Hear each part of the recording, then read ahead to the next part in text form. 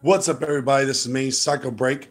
I am here in the midst of just getting ready. I'm just getting dressed and stuff. I need to put on my shorts, and I didn't do that before I actually done this. So yeah, let's turn the camera away. And we're gonna focus on Master Chief. We're gonna focus on Master Chief here. And the radio and unhook it and stuff. It was really crap. It was bad. Um, but I had that car for a long time. Now, keep in mind, this car was a 2004 Cavalier. I didn't purchase it till 2011, and then I had it for 7 years. Um, I did have problems with it and stuff. At one point, I had issues with the fuel pump, and the fuel pump, when that happened, I paid $400 on it, got that fixed. Later, it was a fuel sensor near the end of it and stuff, and I didn't get it fixed. I just it seemed like every time I was getting close, more stuff broke down. I had an issue with my job. I was trying to, I was hoping to move up in my job and stuff, and some issues happened with that, and I got let go in February. Well, that was a blessing because I got a fourth, fifth chance at this other job, and everything's going smoothly. I'm making a lot more money. I'm treated a heck of a lot better, and I'm really, really appreciative over that. I had a few bumps that happened on my last paycheck. Miscommunication with the insurance thing. That's going to get taken care of, and so that kind of put me down in the dumps about my money and situation like that. But I'm ahead on my bills. The only thing I had to take care of this time on this paycheck is my electricity, and which I'm not behind on, and my cable bill. So yeah, so I'm breaking out. I'm gonna get on the top again. I just have to start. And honestly, with success, there's an image that I tried to put on here, but it wouldn't work. So I didn't use the whole thing. But with success, on your way to success, you have disappointment, failures, self doubt, and a lot of stuff before you reach above the ground of success. A lot of lessons have to be learned. When I left, when I left the job 3 years ago, I had this inclination that, I can get a better job and I can find something better, less stressful, blah, blah, blah, blah. And then I found out that it's about what you like to do than what you want to do, really. Um, I'd actually left and I'd done Walmart for temporary. Um, and I thought that I was going to go permanent because that's how they tease you. Because at Walmart, when they act like you could get, when you're off temporary, they act like you could get not full time, but you get part time. Now, not everybody that works there is temporary. Okay, but hiring, they were hiring temporary, and I knew when I was getting paid $9.50 an hour, which at that time was more than what I was getting paid, 25 cents more than I was getting paid at that other job. I was looking forward to it, and all I did was walk around, do pick up today's, find them, and scan them, and then put them in the thing. It was no problem. It's what I did, um, and that was my job. It was pretty fun, but every day I came into that workplace and stuff, and you pretty much didn't know what you was doing from one day to the next, which kind of didn't give you the sense of control. Like really didn't feel like you had the sense of if you have to go into work every day and ask, "What am I doing today?"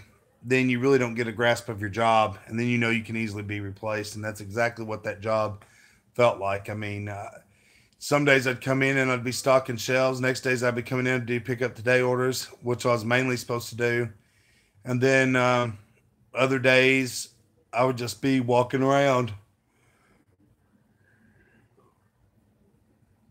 Yeah, sorry, because they'd want me to walk around. Really, they'd want me to check on stuff.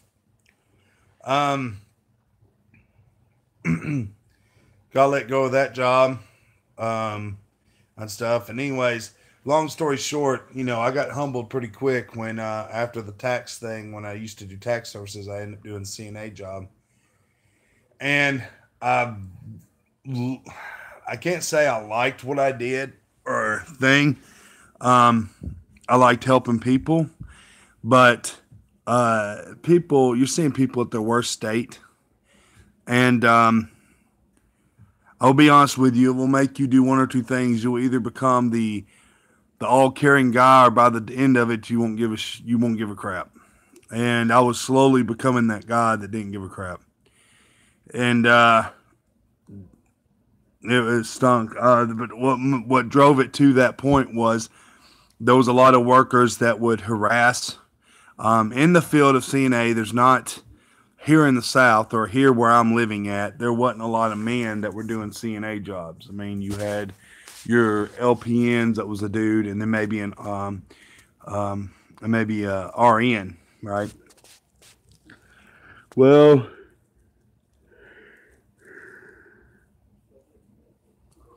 which you got your LPN, which is your licensed practitioner nurse, and your RN, which is your registered nurse.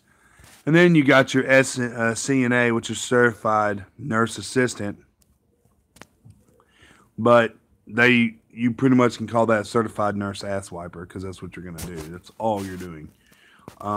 It's crazy.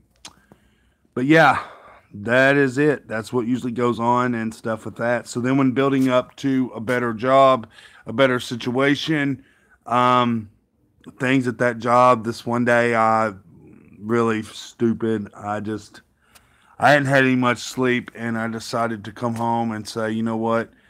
I had the next 2 days off. I thought, you know what? I'm just gonna just not go back, after lunch or whatever. And the reason I wasn't gonna go back is because they were gonna hit me with a out of the blue. I had to work another double shift. So I come in at 3, work to 11, and I had to work from 11 to 7, which was told to me in the middle of my shift when I was getting ready to go. And that was about 8 o'clock. I was told that. So here I was, not having any days off. And I was like, look, I'll take a write up. Screw it. What happens is, though, with you being the man, though, on the CNA job, is that a lot of the women that are there will not help you with anything because they say you're a man, you should have it. Keep in mind, you have people that you have to lift that weigh 500 pounds that you're going to have a lift to lift because they got medical lifts. You attach it from around their waist up under almost like a diaper, and you put it up on the thing, and you use this mechanical lift. However, it takes 2 people to do it because you got to have one thing hold it steady while you do it. However, I had to keep doing it by myself. I had to go run and get the battery, do it by myself. So I was losing weight like nonstop. Like I was losing weight like dramatically. And people was like, wow, you lost so much weight. Well, no crap. I'm lifting people 24/7. On top of that, I went to the gym and worked out. And the reason why I worked out is because I didn't want to pull any muscles, and I wanted to get my body to where I could lift people and to help people and stuff like that, because a lot of the times you'll have that happen. We had this one guy and stuff. It's not breaking hip if I don't mention his name, but we had this one guy who would swear up and down that he could stand up, and people would fall for it. New people would fall for it. I didn't fall for it.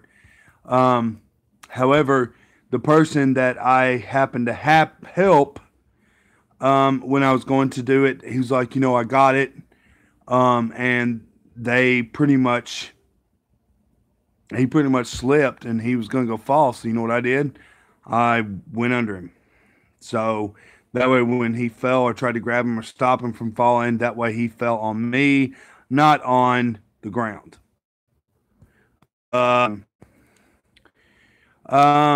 And that pissed me off, because I told that person, I said, look, you do this every time to everybody that comes in here that that's not, that's new, and you pull this stunt. This is getting old. And that was aggravating. And then we had one guy that was had his sexual preferences of liking dudes, which is whatever. It's your show. I don't have nothing against that. But he would start so much drama. Like he would act like that he ran the roost there, and he was pretty much a bully, if you can believe that. He was. he would sit and like, okay, so when you're at this job, you have four residents that you have to give baths before your thing's done, and you think four, that's not a lot to do. That's not, but four people plus you have to every 2 hours check or every hour check on each room. Not to mention, while you're trying to bathe these four people, you got lights going off. Okay, and these are people on the regular that are constantly hitting their lights. And these are people that are basically lonely that are hitting their lights because nobody's there to talk to them, nobody's there to see them. So you're pretty much all the company that they got.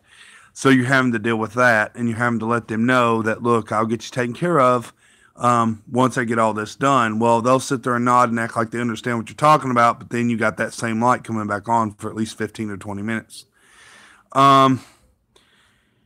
You would see people that was in severe bad condition to the point they shouldn't even been at the nursing home because, anyway, this should be somewhere else because this facility wasn't even equipped for it. Matter of fact, when a resident passed away, they didn't have the right equipment to resuscitate this guy. The equipment was out of date. Like I'm talking about out of date. And honestly, I'm surprised this place didn't get sued. Because honestly, I think had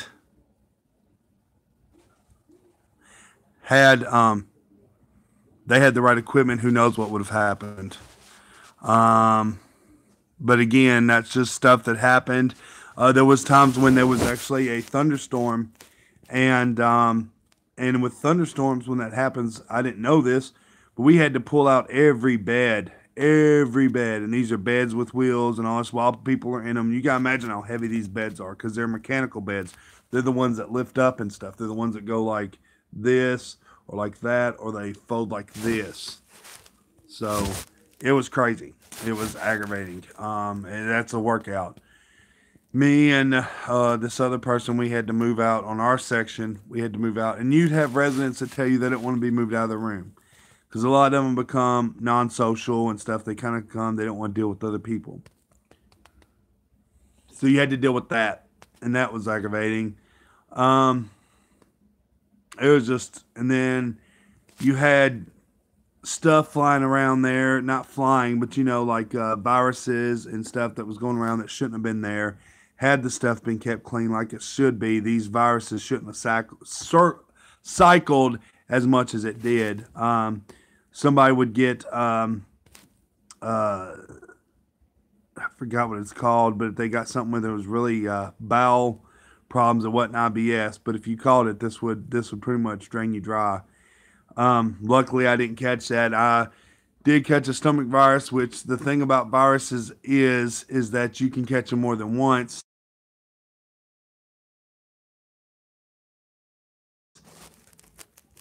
Because it's not like a sickness. Viruses are not like a sickness. Once you catch them once, you can catch them again. It's not like a flu where you can get adapted to it and then not catch them. So you can catch them as many times as long as that virus is around. That's why it's a virus. Well, this one guy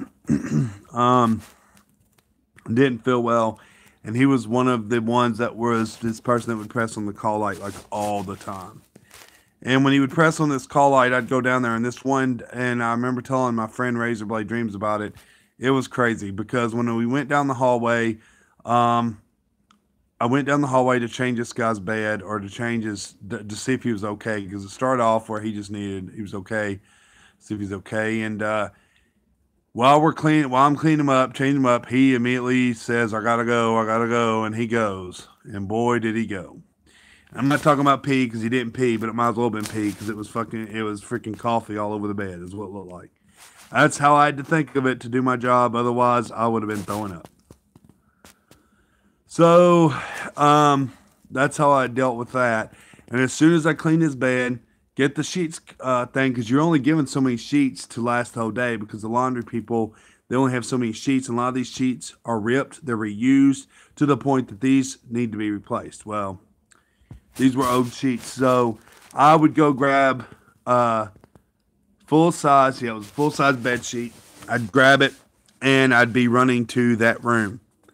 As soon as I got him cleaned up, got the bed cleaned up, got him looking spick and span, he's like, "Oh, I'm gonna go again," and I'm like, "Are you serious?" I'm like, "Well, go. I can't stop you. Go." I mean, you know, at this point of doing this job, you realize this is when stuff like that happens. You pretty much know where it's going to go. I mean, you know it's going to happen. So when it happens once, you know this is the night you're going to have to deal with this. So he did. Needless to say, shortly to say, I was able to get him out of the bed, gave him a shower, cleaned him up real nice, and no more than after I did that, he did again. And he did again. And he did again. And he did again. To the point that I had to explain to the people when I did my rounds that, look, this guy, you're going to have to keep an eye on him. He's been going nonstop. I cannot stop it. I've had to change his bed linen. It's caused me to be more focused on him than the other residents. And you would have some residents that if you didn't come to their beck and call when they press their button, they would purposely, and I'm saying purposely because I've seen it and this is sad. They would purposely, knowing that they could not get out of their bed, they could not move, would purposely fall out of the bed. They would get up out of the bed and scoot. And this one guy, he would get in his wheelchair and stuff, and then he would just fall forward. And I've seen him do it one time while I was doing my stuff. And seen he was getting ready to do it, and I stopped him. I said, "What are you doing?" And pretty much he was wanting somebody to change him and stuff like that. But a lot of them, instead of pressing the light, they would think that you'd see them, and then they would do their stuff. They would either fall over on the ground and all this stuff. So it became, honestly, it was almost like you was running a really bad adult daycare. You always had, anytime you was talking about jokes or anything like that, you would have people, you'd be best not saying any jokes, just listening to people talk, because you get a lot of people that was on medication that would sit there and state that, saying, "Are you talking about me?" or blah, blah, blah, blah. And here you are talking about the new Fallout 4 game, and like, "Are you talking about me?" I was like, "Well, unless you're going to tell me to go do a settlement, I don't know what a settlement is." I'm like, "Oh my God, whatever. My break's over. I'm going back to work." So, yeah. So that was that on that job. That's how that was the night and day of that. I had no time to sleep, no time to do anything as far as anything. On my days off, I spent most of the day sleeping, and then a little bit of time, and then I would end up being back at work again for the 4 days or 18 hours that I would work. Within 1 week, I had over 60 hours. That's how much you worked. So, yeah, your check was pretty fat. But you didn't have time to spend it. Like, I would literally come home after I paid my bills, and sometimes come home, my power be off because I didn't pay my bill because I was so busy back to back on work. But anyways, so with that, I got humbled. Like I said, that will change you on how you act and how you perceive things. So anyways, with that little short story, I thought I'd share that with y'all guys. Just remember, things could always be worse. But at the end of the day, I know I'm going to pull through. I know I'm going to find me another car. It's just a little roadblock, and me and Michael's dealt with enough roadblocks that we're like, cool, roadblocks. It's every time life may throw you a puzzle, and you got to just figure out the right piece to get out of there. There's a way out, and you got to keep thinking that. You can't just sit there and get hit with something and say game over, because if you're like, something's molding you to be something better. So whatever problems you're going through, just know that it is going to get better. Things will work out, whether it's for the best, or whatever happens is going to be for the best for that time. But keep in mind that it's not the end of the world. If you have problems and you're suffering from something, definitely talk to friends, talk to people. Even if you've got this one friend that you keep bugging the crap out of and telling him the same stuff because he's heard it a million times, but at least he'll listen to you. That's pretty awesome too. Razorblade Dreams, thank you for last night. Because honestly, those are the people that know when they need something, they can ramble about something to you, and you won't, and you'll just listen to them. And that's the kind of friends you need. When you get older, you'll be lucky to have 3 friends, because honestly, a lot of the friends that you have, and you're like, cool, I got a plethora of friends. That's good. But when you get older, those friends will wither. And the ones that's actually stand this test of time are going to be the ones that's with you no matter what. So keep that in mind, guys. What brothers do. That's awesome. And just want to let y'all know, if y'all haven't subscribed, I would like it if all of my subscribers would go jump on Razor Blade Dreams YouTube channel and subscribe, as well as check on Kryptonian Boss and hit him up. Also, if you check out her little girl, she's going through a lot of YouTube crap and stuff, and she's on fire on Twitter. I don't blame her.